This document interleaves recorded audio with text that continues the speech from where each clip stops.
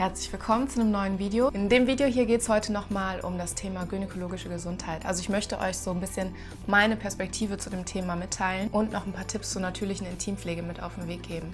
Dabei handelt es sich natürlich um persönliche Empfehlungen. Wie ihr wisst, bin ich keine Ärztin. Und ich würde euch gerne so ein bisschen was von meinem Prozess erzählen, damit ihr wisst, wo ich ungefähr herkomme und worauf meine Tipps und Erkenntnisse basieren. Abgesehen von Recherche, die ich betrieben habe, Büchern und anderen Informationen, die ich so auf dem Weg mitgenommen habe. Als ich mich zum ersten Mal mit meiner Intimpflege auseinandergesetzt habe, da ging es einzig und allein darum, sauber zu sein. Dafür habe ich Seife benutzt, von pH-Wert oder Inhaltsstoffen hatte ich damals noch gar keine Ahnung. Und deswegen bin ich dann auch in der Pubertät bei sowas wie Intimdeo oder sogar Slip-Einlagen mit Duft gelandet. Als ich zum ersten Mal meine Tage bekommen habe, da war ich zwar stolz, endlich eine Frau zu sein. Es war aber relativ schnell klar, dass das gesellschaftlich eher so ein Ekelthema ist. Also man soll nichts davon mitbekommen. Halt dich sauber, regel diese unsexy Angelegenheit mit dir selber und das war's. Ich war sogar überrascht, dass ich keine Schmerzen hatte und mich sogar ziemlich gut während meiner Tage gefühlt habe, weil das für Frauen grundsätzlich eher so ein leidiges Thema war. Ich habe dann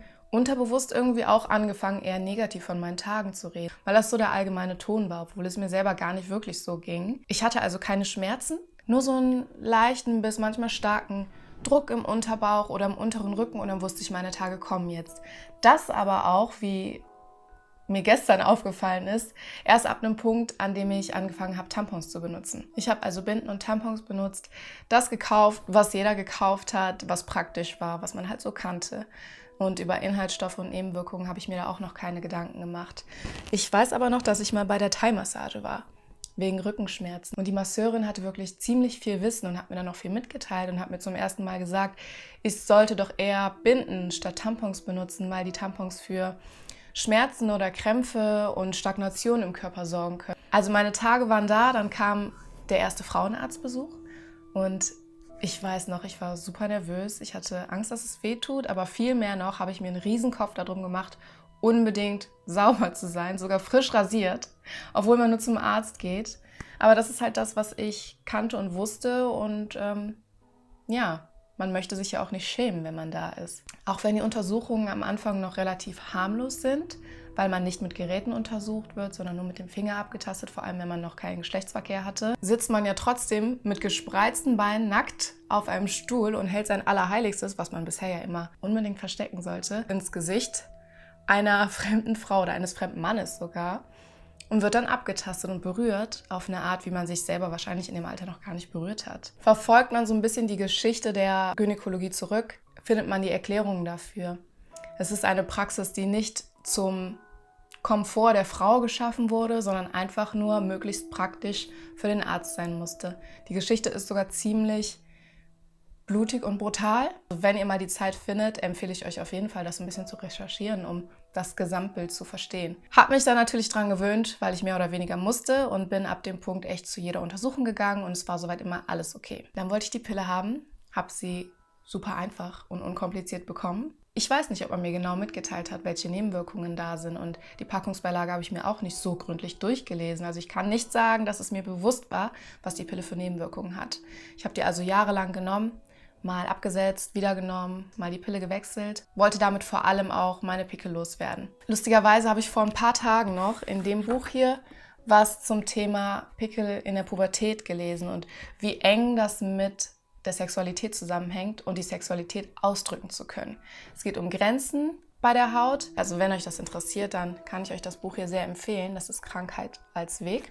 Ich verlinke aber alle Bücher unten in der Infobox wie immer. Irgendwann hatte ich mal beim Abstrich für Gebärmutterhalskrebs eine Zellauffälligkeit. Große Angst, weil meine Ärztin mir gesagt hat, dass es nicht kontrollierbar sei und die letzte Konsequenz eine Ausschabung wäre. Ich wusste von den Frauen in meiner Familie, dass es sich nicht verschlimmern muss und dass es auch in vielen Fällen von selber wieder weggeht. Und das war bei mir auch der Fall. Also ohne direktes Einwirken ist es wieder weggegangen. Meine Ärztin hat mir natürlich die Gebärmutterhalskrebsimpfung empfohlen, aber ich wollte das nicht. Vor ein paar Jahren habe ich dann endgültig die Pille abgesetzt, weil ich mir die hormonelle Manipulation einfach nicht mehr antun wollte und auch weil ich durch meine Erfahrungen mit Depressionen aus den Jahren zuvor wusste, dass die Pille für mich persönlich kontraproduktiv ist, habe ich dann angefangen mit NFP.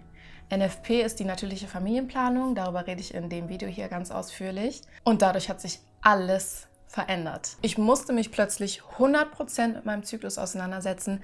Eisprung, fruchtbare Tage, Zervixschleim beobachten, Temperatur messen, mich selber abtasten, meine Stimmung beobachten, Tagebuch führen. Schwangerschaft und Zyklus waren auf einmal für mich kein Mysterium mehr. Nichts, was ich so ungefähr wusste, sondern ich wusste zum ersten Mal genau Bescheid. Mit Achtsamkeit und Verantwortung verknüpft. Auf der anderen Seite wurde ich aber auch mit meinen Imbalancen konfrontiert. Ich hatte zum ersten Mal richtig krasse Schmerzen. Ich hatte zum ersten Mal PMS, davon habe ich vorher noch nie was gehört. Meinen Zyklus habe ich aber relativ schnell wieder in einen regelmäßigen Rhythmus bekommen. Dafür habe ich Maca-Pulver genommen, Mönchspfeffer, viel Frauentee getrunken, meinen Bauch mit Salbeiöl massiert, Intimdampfbäder gemacht. Pflanzenbasiert ernährt hatte ich mich da auch schon ein bisschen länger. Aber ich musste meinem Körper echt zusätzlich auch noch das geben, wonach der mit diesen Schmerzen und der Erschöpfung und dem PMS geschrien hat, und zwar Ruhe. Wenn man seine Tage hat, extra Sport machen.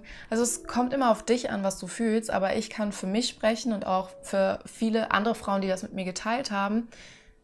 Der erste Tag meiner Tage oder zumindest so die ersten paar Stunden gehören echt nur mir alleine. Die sind zum Ruhen da, mich meinem Körper zu widmen.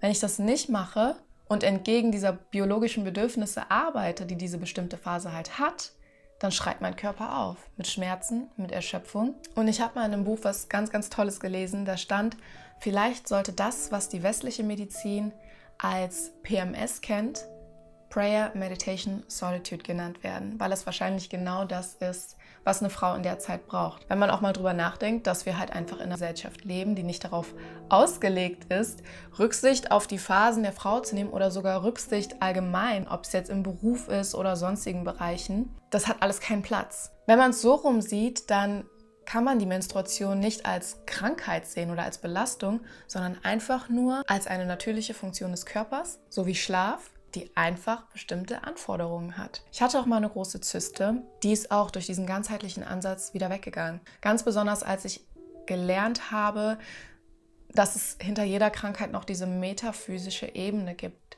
Meine wichtigsten Erkenntnisse aus meinem Prozess bis jetzt sind erstens, meine Gesundheit liegt am Ende des Tages in meinen Händen. Ich hatte sehr gute Erfahrungen mit Frauenärzten, ich hatte aber auch sehr schreckliche. Ich darf nicht warten, bis mir jemand alles erklärt und die richtigen Entscheidungen für mich trifft. Wenn man die Verantwortung abgibt, dann verpasst man super viele Informationen und man landet in diesem Kreislauf von Symptombehandlung und Ohnmacht. Zweitens, die Psyche und der Körper sind eins. Wie gesagt, bin ich davon überzeugt, dass man gynäkologische Gesundheit ganzheitlich betrachten muss. Psyche, Ernährung, Pflegeprodukte. Und drittens, meine Weiblichkeit und meine Sexualität sind ein ganz natürlicher und wichtiger Teil von mir, den ich von Anfang an integrieren muss. Und ich muss meine Grenzen in jeder Beziehung vertreten. Das heißt, ich gestatte nicht, dass mich jemand verletzt und vor allem, dass ich mich selber verletze. Es fällt alles zurück auf Selbstliebe. Also alles, was ich mache, ist für mich, für mein Wohlergehen, für meine Gesundheit. Meine natürliche Intimpflegeroutine sieht folgendermaßen aus. Keine toxischen Produkte, keine mit Chlor gebleichten oder parfümierten Tampons oder Binden, Seifen, Feuchttücher, Lotionen, Baumwollunterwäsche, so oft wie möglich frei sein. Also bei jeder Gelegenheit täglich mit Wasser waschen, außen und auch innen. Keine Seife. Wenn ich mal Seife benutze, dann ist das Naturseife ohne Parfüm und die benutze ich dann auch nur für außen. Ich esse, wie gesagt, pflanzenbasiert unter anderem, weil das ein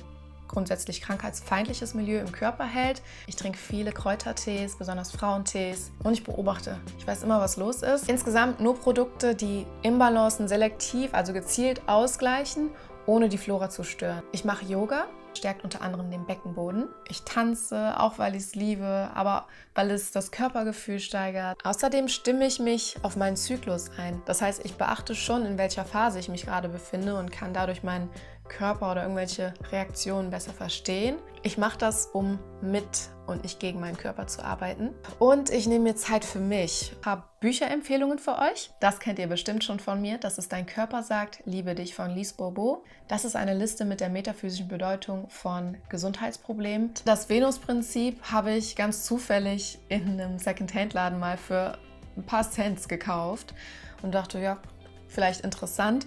Und das kann ich, glaube ich, Frauen empfehlen, die sich nochmal bewusst mit ihrer Sexualität verbinden möchten. Es ist so ziemlich von null an und hilft vielleicht jemandem, der sich da nie so richtig wohlgefühlt hat in dem Bereich oder viel Scham hat und gerne einfach so ein paar Ansätze haben möchte. Familienplanung von Toni Weschler beschäftigt sich ganz ausführlich mit der NFP-Methode, die symptothermale Methode, Statistiken, Anwendungsbeispiele. Das ist Mama Glow von Lathan Thomas. Das ist von einer Hebamme geschrieben. Das kann ich Frauen ans Herz legen, die einen Kinderwunsch haben und sich gerne emotional und auch körperlich so darauf vorbereiten möchten, so ein bisschen da durchgeführt werden. Geburtsvorbereitung und auch wieder Regeneration nach der Geburt, und es beleuchtet vor allem auch so die mentale Ebene.